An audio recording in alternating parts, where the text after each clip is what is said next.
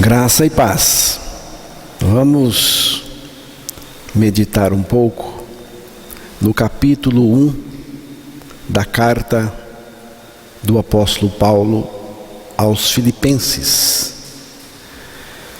Vamos tomar o versículo 21 como base da nossa meditação nesta noite. Vamos ouvir então Filipenses capítulo 1, versículo 21.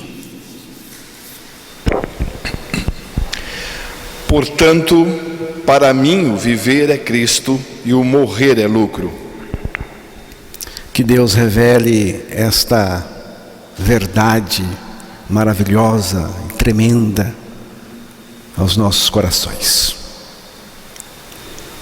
Este versículo expressa o pensamento central da carta aos Filipenses, das demais cartas do apóstolo Paulo e da sua própria vida e existência.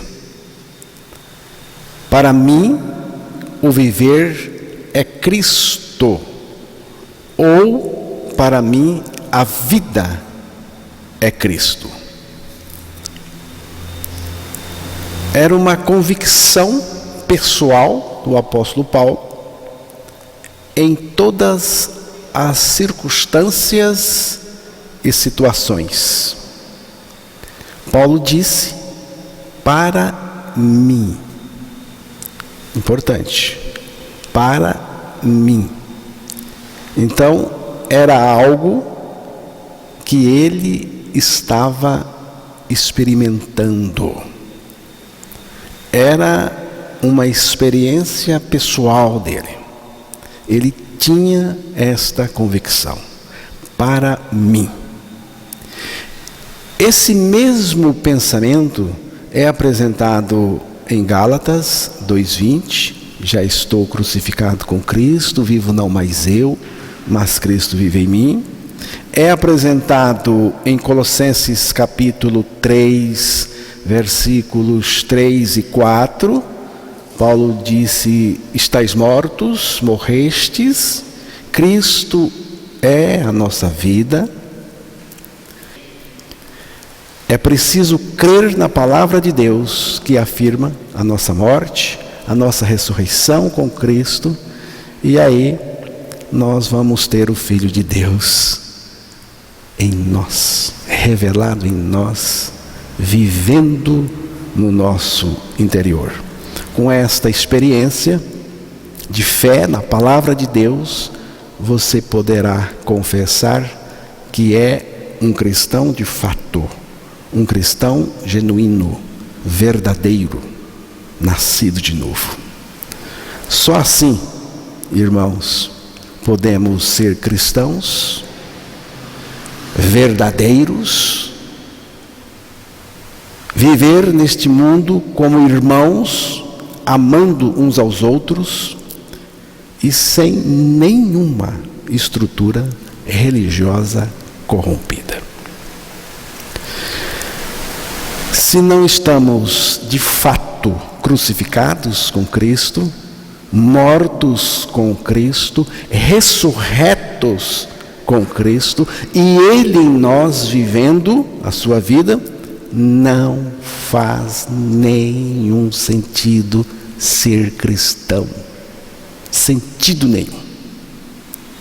Você pode acreditar em todas as outras preposições. Cristo para mim, Cristo comigo, Cristo adiante de mim, Cristo ao lado. Mas se não crer que Cristo está em você, de nada valerá as demais preposições. Colossenses capítulo 1, versículo 27.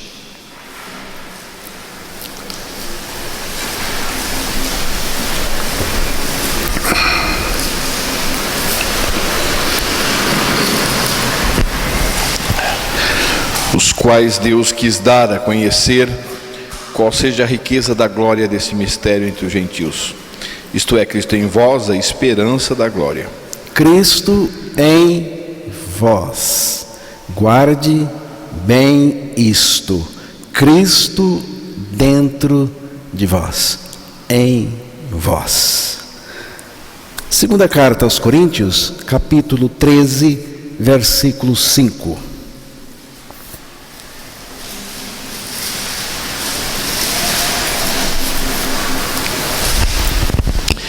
Examinai-vos a vós mesmos se realmente estáis na fé. Provai-vos a vós mesmos. Ou não reconheceis que Jesus Cristo está em vós? Se não é que já estáis reprovados. Se você não reconhece que Jesus está em você, pela fé na palavra de Deus, se você não tem esta certeza, esta convicção, esta experiência de Cristo dentro de você, não ao lado, mas em você, lembre-se que para que Ele esteja em nós, nós fomos colocados nele na cruz, morremos com Ele. Primeiro nós nele, para morrer com Ele aquela morte para o pecado, depois Ele em nós. E se você não reconhece isso, você está reprovado.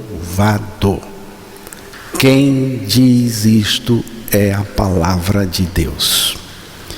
Então, para mim, o viver é Cristo. Essa afirmação do apóstolo Paulo é muito significativa para mim. Pela graça e pela fé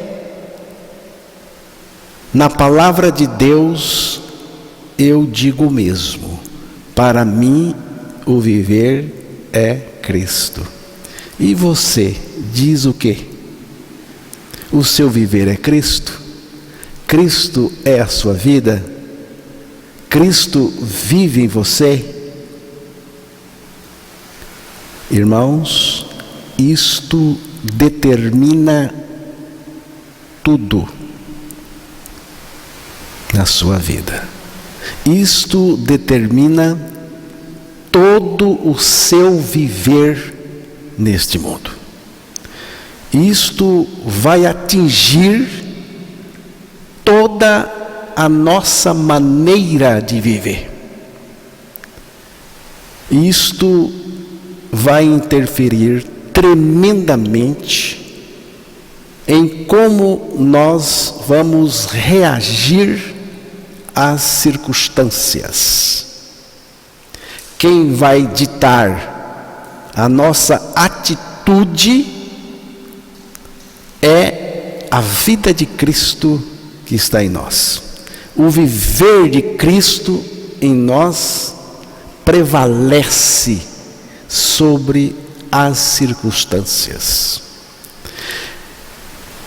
Tem muitas pessoas que se ajustam conforme as circunstâncias. Se as circunstâncias trazem coisas agradáveis e favoráveis, a maneira de reagir, isto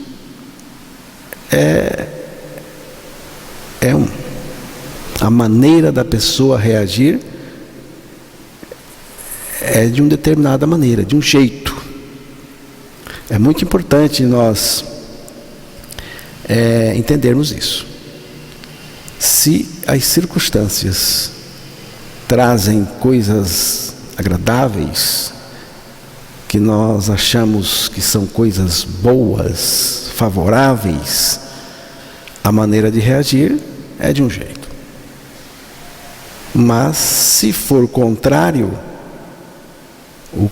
disso, nós vamos reagir de outro jeito, de outra maneira.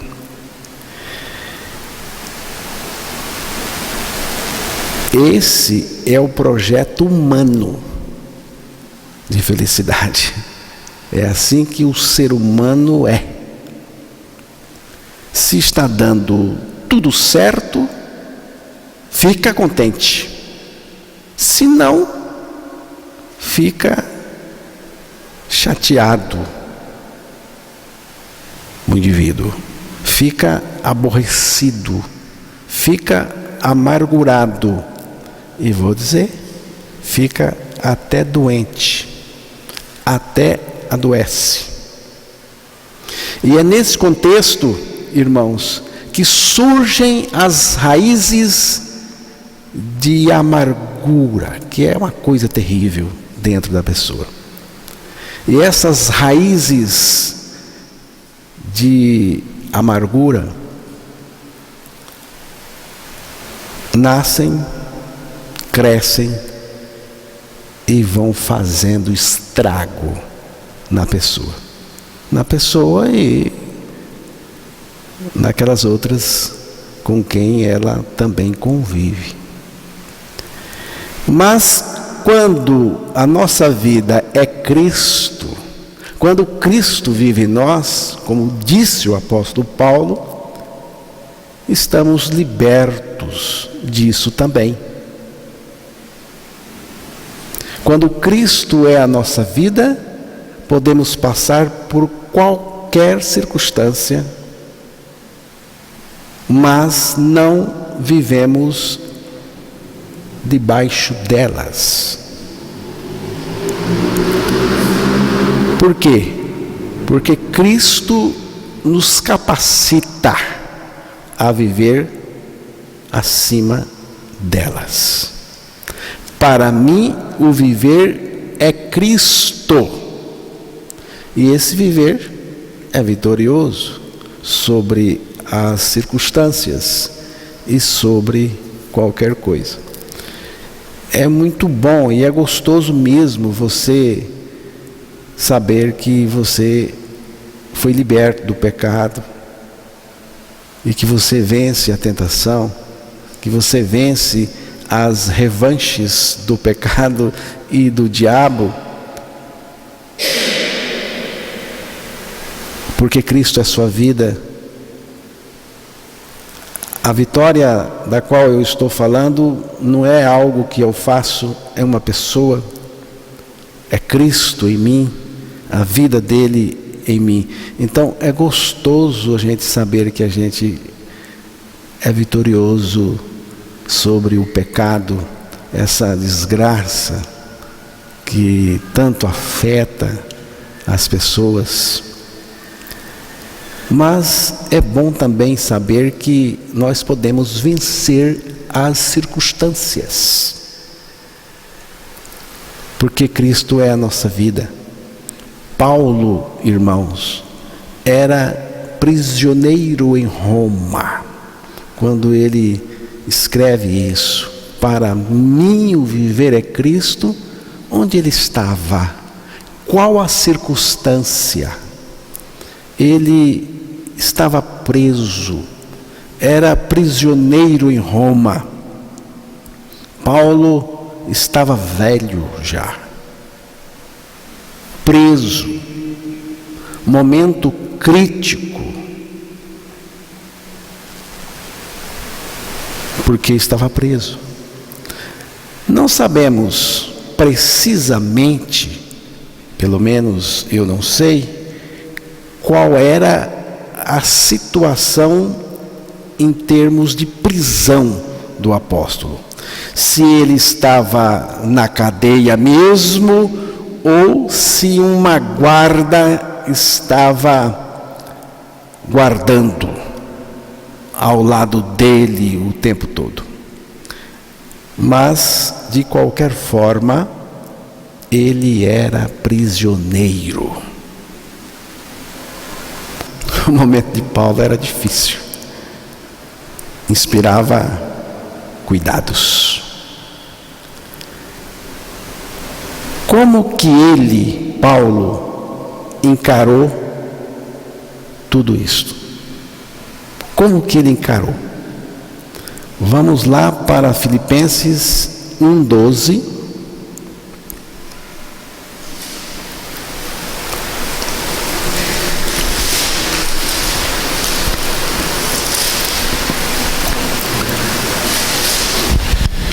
Quero ainda, irmãos, cientificar-vos de que as coisas que me aconteceram têm antes contribuído para o progresso do Evangelho. E o 18 também. Todavia, que importa? Uma vez que Cristo, de qualquer modo, está sendo pregado, quer por pretexto, quer por verdade, também com isto me regozijo. Sim, sempre me regozijarei. Aqui está a reação de um homem liberto, de fato liberto, de um homem que tem a convicção e de uma maneira categórica diz: para mim a vida é Cristo. Aqui na cadeia a vida é Cristo. Para mim o viver é Cristo. E quero, irmãos, que saibais que as coisas que me aconteceram contribuíram para maior proveito, progresso do Evangelho. E vai dizer: me regozijo, sim, sempre me regozijarei. É um homem preso, é um prisioneiro. Não tinha amargura, irmão José Rabeiro, não tinha amargura, não tinha ressentimento, não tinha mágoa, não tinha lamento, não tinha nenhuma murmuração. Era um homem liberto, liberto. A amargura ocorre porque a pessoa não admite a circunstância que está passando e sofrendo. Eu não disse que a amargura ocorre quando a pessoa não gosta da circunstância, do que está passando. Não foi isso que eu disse. Não precisamos gostar das circunstâncias desagradáveis e ruins, mas quando Cristo é a nossa vida, então, irmãos, a maneira de reagirmos é outra. É outra.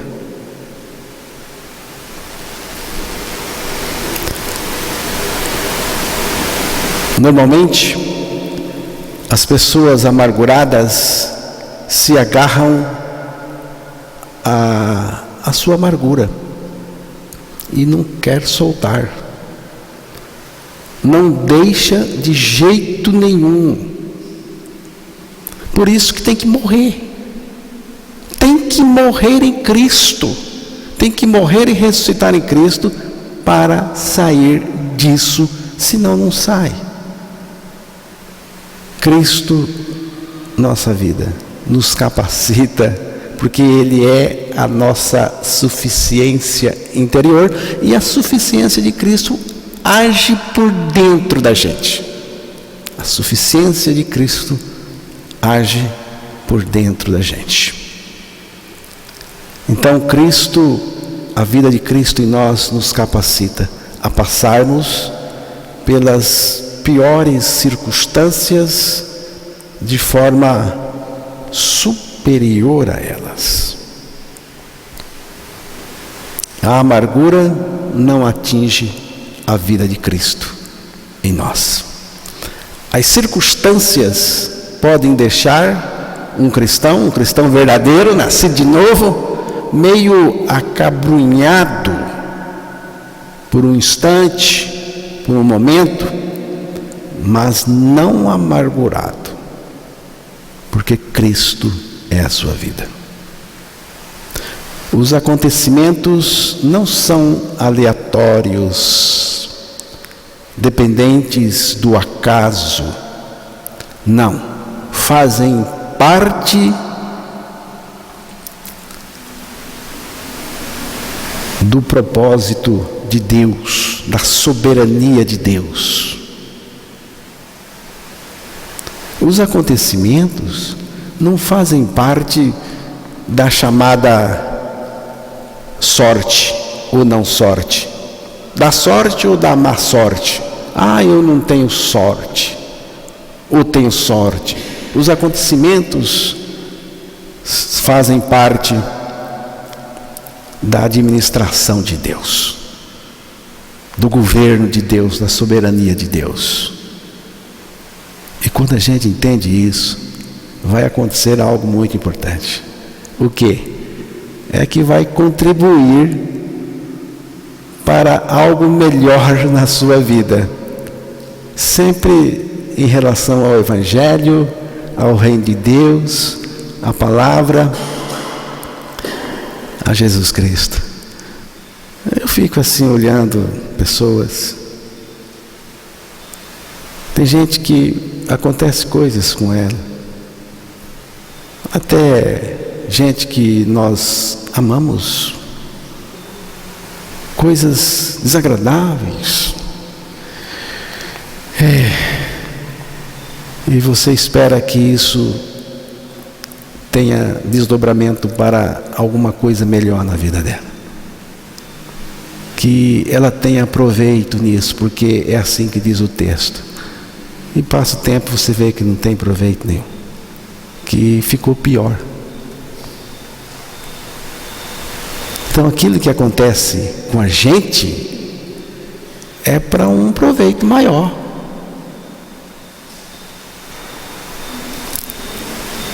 Deus está no controle de todas as coisas, mesmo em meio ao caos, ao sofrimento e à dor.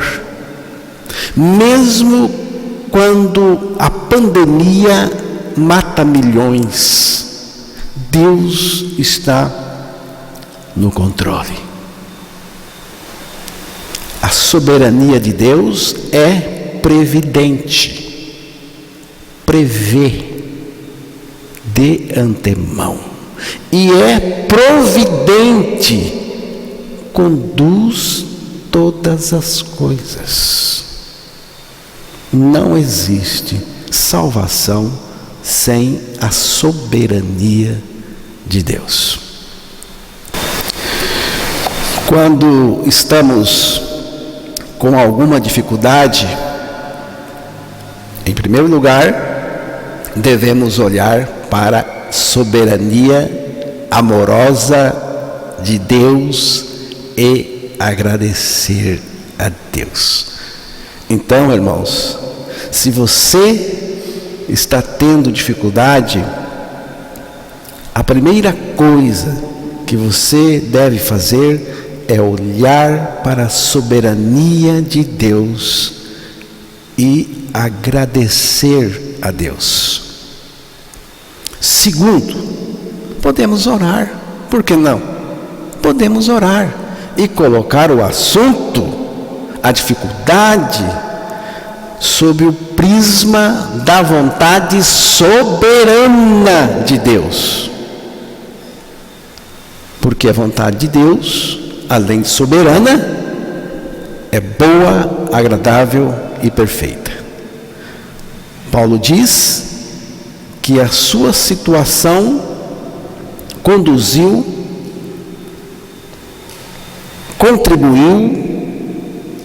para o proveito do Evangelho, o progresso do Evangelho. Por isso que eu disse, o que está acontecendo com você tem feito o Evangelho progredir na sua vida? O Evangelho está, todo a vapor aí? Ou você está ficando pior? Porque aí o negócio está feio. E Paulo diz aqui que a situação dele naquele momento contribuiu para o proveito do Evangelho. Paulo descreve a maneira como a situação que ele estava passando contribuiu para o progresso, maior proveito do Evangelho. Filipenses capítulo 4, versículo 22.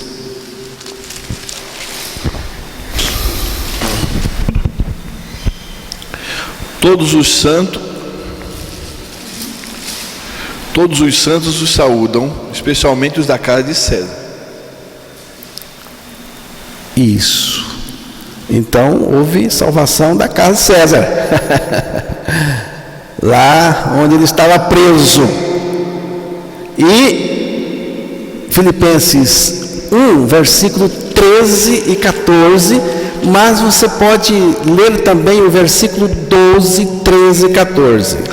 Quero ainda, irmãos, cientificar-vos de que as coisas que me aconteceram têm antes contribuído para o progresso do Evangelho, de maneira que as minhas cadeias em Cristo se tornaram conhecidas de toda a guarda pretoriana e de todos os demais. E a maioria dos irmãos, estimulados no Senhor por minhas algemas, ousam falar com mais desassombro a palavra de Deus. Para Paulo, tudo aconteceu em Cristo. Tudo estava debaixo da soberania de Deus. Ele não foi lá à toa. Foi preso, mas ele foi lá para pregar o Evangelho para alguns guardas que Deus queria salvar. Deus tinha projetos de salvar alguns daqueles soldados pretorianos. E tem mais. A maioria dos irmãos, aqueles que estavam preocupados com a prisão de Paulo e também enfrentando situações difíceis de perseguição e até de morte, estimulados no Senhor, diz o texto, isto é, em Cristo, nós nele e ele em nós, estimulados no Senhor, por minhas algemas, ousam falar com mais desassombro a palavra de Deus. Como um prisioneiro de Roma, como uma cadeia pode gerar tamanho estímulo, tamanha ousadia, desassombro, valentia em anunciar a palavra de Deus, o Evangelho? Só pode acontecer se Jesus Cristo estiver operando. Só pode acontecer com um milagre do Senhor. É algo que vai contra tudo que é costumeiro. Os soldados romanos caçavam cristãos para divertir os leões nas arenas romanas. A prisão de um irmão representava fuga, porque ele tinha que fugir, perseguição, sofrimento, angústia e assombro, não desassombro. Mas este fato operou o contrário naqueles irmãos que agora estavam não mais assombrados, mas valentes, confiantes, e passaram a anunciar o Evangelho com mais desassombro. Eu quero que você seja assim, eu também. Que você anuncie o novo nascimento, o Evangelho com desassombro. Desassombro. E eu também.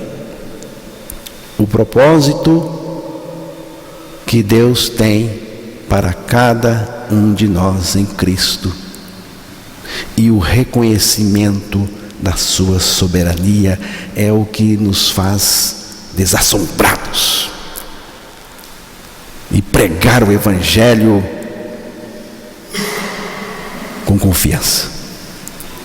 Quando a pessoa não tem a convicção de que ela está crucificada com Cristo e Cristo é sua vida, aí, irmãos, aí não aguenta mesmo, não aguenta prisão, não aguenta tribulação, não aguenta perseguição, não aguenta tentação, não aguenta sofrimento, pede água, entrega o jogo, passa para o lado do inimigo do Evangelho, como estava acontecendo lá na época de Paulo. São os apóstatas, mas isso também não interferiu em nada no apóstolo Paulo.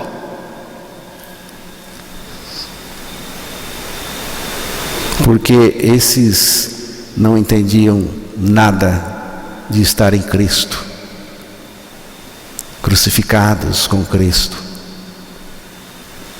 e Cristo neles. Não compreendiam a soberania de Deus. Versículo 19, Filipenses 1:19.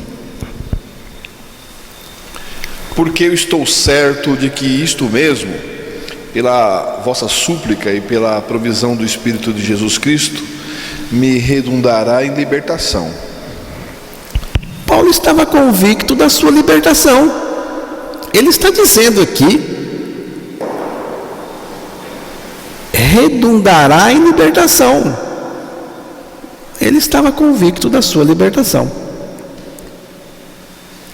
Mas ele foi solto da cadeia? A sua certeza, irmãos, estava baseada nas orações por ele e por causa da provisão do Espírito Santo. Isto não significa que Paulo estava apostando na absolvição, na soltura da cadeia. Não. O que ele está dizendo é que Deus iria, por sua vontade soberana, dar uma solução final para o caso dele, que não precisa ser a soltura da cadeia. E isto está nítido para mim no versículo 20. Segundo a minha ardente expectativa e esperança de que em nada serei envergonhado, antes com toda a ousadia, como sempre também agora, será Cristo engrandecido no meu corpo, quer pela vida, quer pela morte. Pronto.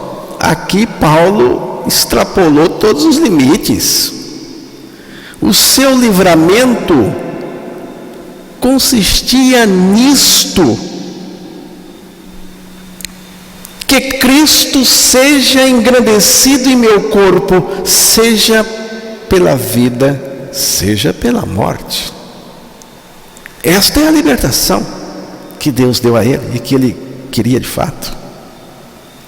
A sua expectativa e esperança não são mais o eu com sua vontade egocêntrica e egoísta.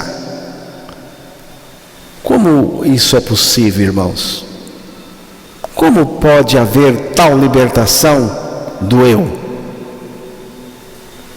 Morrendo com Cristo, estou crucificado com Cristo, vivo não mais eu, mas Cristo vive em mim.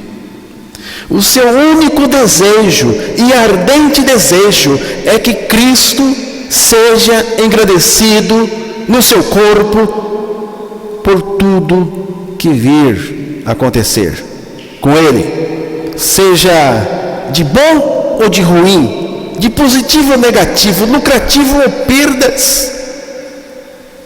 O que eu quero? Eu quero que Cristo seja engrandecido. E se eu morrer, que Cristo seja engrandecido. E se eu continuar aqui, que Cristo seja engrandecido. É aqui que está a resposta.